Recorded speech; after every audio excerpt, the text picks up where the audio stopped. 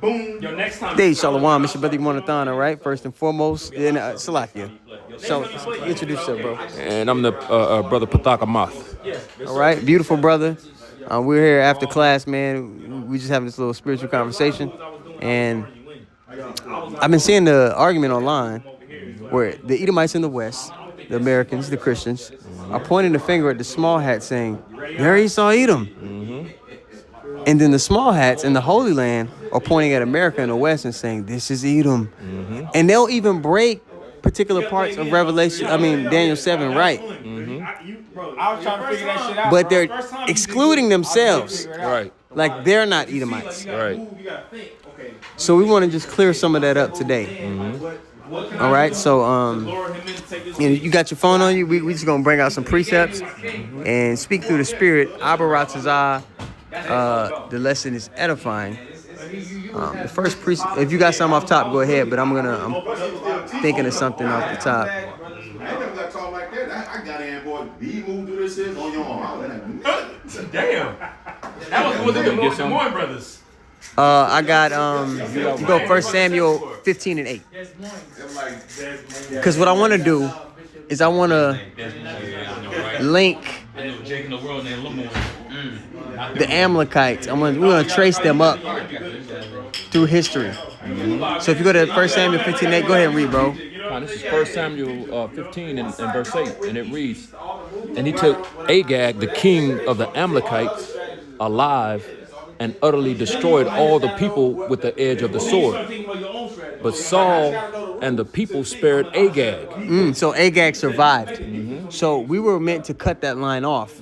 Saul was disobedient, which is why he lost his throne. Right. Disobedience have you lose your spot. Right. Now we want to link Haman the Agagite centuries later during the Persian exile, all right, to this man. And we're going to trace him all the way up to Alexander the Greek because we know you guys love Alexander the Greek. That's your guy, right? But he was an Edomite. He was an Amalekite of the family of Edom, all right? So now let's go to Esther 3 and 1. And I'll read Esther 3 and 1, bro. It says, after these things did King Ahasuerus promote Haman, son of Hammedatha, the Agagite, right? Agag, king of the Amalekites, and advanced him and set his seat above all the princes that were with him. Okay, so when you read about the book of Esther and you read about Haman and that great disdain he had for the nation of Israel, it's because he was an Edomite. Right. Okay? Now, when you transition, Haman is also identified as a Macedonian. Okay? So when you go to editions of Esther, I think it's the 16th chapter. Go to editions of Esther. 16, like verse, it's like 9, 10-ish, around there. It's going to refer to him. Let me double check here. Amen. So it says Amen, but it's talking about Haman. Okay? Just get that point. You can start up or down, whatever you think a good spot is. So pawn, king, knight. Then from there, I'll say knight. I'll say knight, bishop. You can get straight to it if you want. It's up to you, man. Yeah, we just get to the point. This is additions to Esther, the 16th chapter, and I'll start at verse 10. It says, for Haman, a Macedonian, the son of what is that? Amadatha. Amadatha, being indeed a stranger from the Persian blood, and far distant from our goodness, and as the stranger, we're connecting Haman to the Agagites, because Amalekites. Right. And when you go talk about Alexander the Greek, he also was called a Macedonian. Right. So it lets you know that who are these people really? Right. He was a Macedonian. He was also an Agagite, which Agag was an Amalekite. So because we mentioned you got these people in the West, the Christians in the West are pointing at the small hats saying they're Edomites. And then the small hats are pointing at the West, the Christians saying they're Edomites. But nigga, you're both. All of you niggas Edomites. Y'all are going to slavery. All right. Go ahead. Back in additions to Esther 16 and verse 10, it says, for Haman, a Macedonian, the son of, what was it? Amadatha, yeah. Amadatha, being indeed a stranger from the Persian blood, and far distant from our goodness, and as a stranger received of us, had so far forth obtained the favor that we showed toward every nation. All right, that's pretty much the point. We just wanted to get. Yeah, you want to speak on it real quick? No, you got it. Yeah, we wanted to speak on that. He's referred to as a Macedonian. Okay. So now, which is Haman. Mm-hmm. So now, let's go to 1 Maccabees 1:1. Okay. This is 1 Maccabees chapter 1 and verse 1. It says, and it happened after that Alexander, of course that's talking about Alexander the Alexander Great, the Freak. the Greek, or whatever you The want to freak. call him. The freak. I got the freak The part creep. from Apostle right here, because he'll say Alexander the Creep. The creep, Apostle Ramlov, Alexander the Creep. Yeah. We don't call him Alexander He the ain't Great. great. Yeah, he ain't great. He's nasty. That's what All they of y'all call are him. nasty. Right. All right, keep going. And it happened. Maccabees, 1 Maccabees Yeah, 1 that's and 1. cool. Y'all good.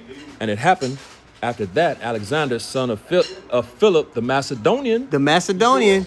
Now, who else was called a Macedonian, but was an Amalekite, right? Haman. We just read that. Read it. Yep. Okay, keep going, bro. It says, who came out of the land of Chittim. Yep. Had smitten Darius, king of the Persians and the Medes, and that And reigned in his stead. that he first. reigned in his stead first over Greece. Yeah. So first over Greece. So when you talk about who Alexander the Greek is, he was an Edomite. Mm-hmm. And let me tell you, you bring up Alexander the Greek to these Edomites, to these historians, they got a hard on for that guy. Right. They're like, yeah, this is our forefather. Yeah, so man. if he's your forefather, who are you? Exactly. You're Edomites. Exactly. So you pointing the finger back and forth. Both all of y'all are nasty. Right. And all of y'all are gonna get Obadiah 1 and 18. That's it. That's it. Wanna grab that? You can go ahead and grab that, yeah, of course. I also wanted to go to Want to sit down, Foster? Let me know what y'all think. Now you got it. Let me know what y'all think. Genesis 36 and 12, just to bring it up. Before I get this. You can get that first. And this is Obadiah chapter 1 and verse 18. It says, and the house of Jacob shall be a fire, and the house of Joseph a flame, which is representative of the northern and southern kingdom of the nation of Israel. And the house of Esau, which when the scriptures refer to it as the house, talking about the whole nation of Esau. There you go. All of y'all, man. You know, it says, in the house of Esau for stubble, and they shall kindle in them and devour them, and there shall not be any remaining of the house, the whole nation of Esau. So when people commit crimes, right, they serve jail sentences. Because a lot of people will hear this and they're thinking, oh, this is harsh. Right, right. But when people commit crimes, they have to serve a jail sentence. Now, there's some crimes that you get the death sentence. That's it. That's But it. before you get your death sentence, you still serve for an amount of time, right? Right, right. So the nation of Edom is the one nation, right, that's going to be taken out of the regeneration cycle, Right, right. right? Because they've committed sins that it's just egregious. Right. They got to be put to death for as a nation. So they're going to serve that 1,000 years, and the Lord's going to put their lights out, which is Right. going to be a mercy kill because they're going to serve a hard labor. It's gonna be hard. It's gonna be terrible. Yep. The scriptures, Revelation 18:16 says they're going to double unto her double according to her works. Right. So they're going to the pressure, the stress of their captivity is going to be double what ours was. Right. Right. That double straights. Yes. It's gonna be double. You know, we receive double straights as a nation. So hello, you're gonna get double that. You know what I'm saying? And that's why, like, when you read in Quadruple straights. exactly, man, another level. When you read in I believe it's Luke. Is it 16 or 19 when it goes into the parable of Lazarus and the I can't remember off the top of my head. The parable 16 of or Lazarus 19? in Luke 16. Luke 16, the 16th chapter. You know, when it goes into that parable, they're begging for mercy basically. When it goes into send Lazarus to dip his finger into a glass of water that he may cool my tongue. That's because they're going to be begging for mercy, man. Yeah, you know what I'm saying? very low condition. Exactly. Okay. It's not a fire. It's not going into any hellfire. It's Yeah. talking about that pressure that they're gonna be under, man. Hell You know and what I'm heaven saying? are living conditions. Yep. Right now, the nation of Israel is in a hellish That's living it. condition. That's it. And there's Yep. a people that are living in their heaven. Exactly. They can that commit murder exaltation, and get away with it. that loftiness, that exaltation. You know, It is.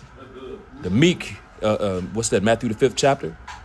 It means we're on the bottom, man. You know what I'm saying? It says the meek shall inherit the earth, man. You know what I'm saying? So The last shall be first. the last shall be first. There it is.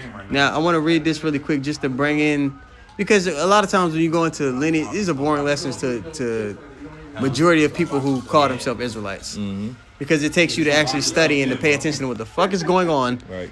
To know, these certain things. This is Genesis 36 and 15. It says, these were the dukes and the sons of Esau, Duke Korah, Duke Gadam, Duke Amalek.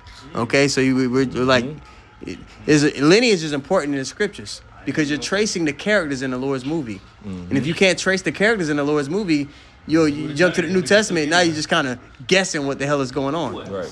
You don't make the little connections that the Lord is giving to you. You know how in a movie, they might show an item in the movie, and they'll show that same item later in the movie so that you draw the connection to a particular, event. Mm-hmm. The Lord does that in the scriptures. Right. So he'll mention certain people, and then he'll bring up, why do you think he brought up later in the Apocrypha that Alexander was Macedonian? Right. So that you can realize, damn, if we would have been obedient way back then, if Saul was obedient, we would have never had this problem in the first place. Right. You see what I'm saying? Right. These little foreshadowing. Mm-hmm.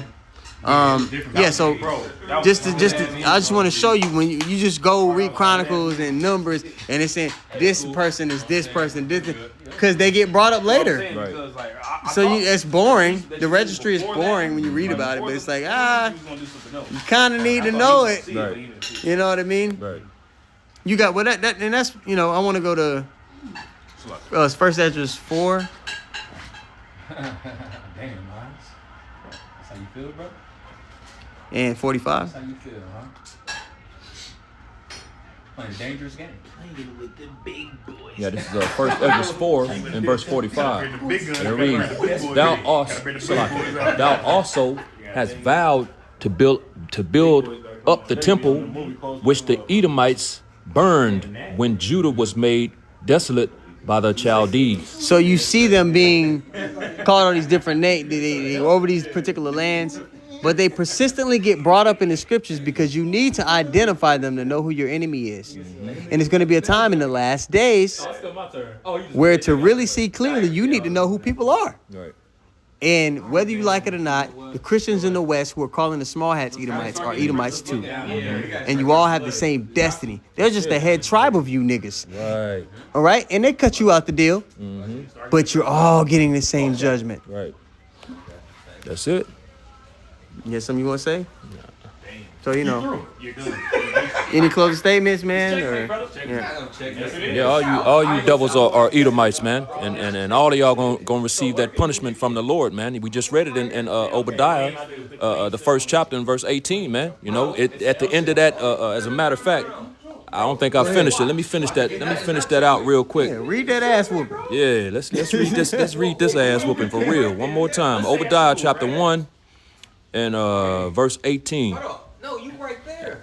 And it reads, No, I ain't never played chess where and the house of Jacob shall be a fire, and the house of Joseph a flame, and the house of Esau for stubble, and they shall kindle in them and devour them, and there shall not be any remaining of the house of Esau, for the Lord, Yahweh Bashem Yahushai, hath spoken it. It ain't us. You hate white people. No, the Lord got a quarrel with you niggas. You're going to be stubble, that residue at the bottom of a fire. Okay? You've committed heinous acts. When it goes to Revelation, the 18th chapter, it talks about how your sins have reached unto heaven. Exactly. You're nasty, freaky, dirty, evil, murderous, bloodthirsty motherfuckers. Right. And you got to get up out of here. That's it. Just look at your track record, man. Look at the track record. They've done some terrible things, man. And it's a lot that we don't even know, man. You know what I'm saying? The Lord can't let us know all the shit they did because we wouldn't be able to just function as regular people. Right. Wouldn't be able to deal with it. Gonna need spiritual power. If we knew everything Esau was doing, we would crash out. Right. Yeah, definitely. For real talk. Real talk. Like, Yep. The Lord is merciful in that regard. Right. To holding certain information back from us. Right. But with that being said, man, Abaratazah, the lesson was edifying. I want to give all praises once more too. Yahweh, Ba'ashem, Yahushai, Ba'ashem, Rakakwadash. Double honest apostles and elders, a great millstone who taught us his truth and rule well. Shalom to all the brothers and of course the few sisters pursuing his truth and sincerity. All right, may the blessing of election be upon your house. Shalom. Shalom.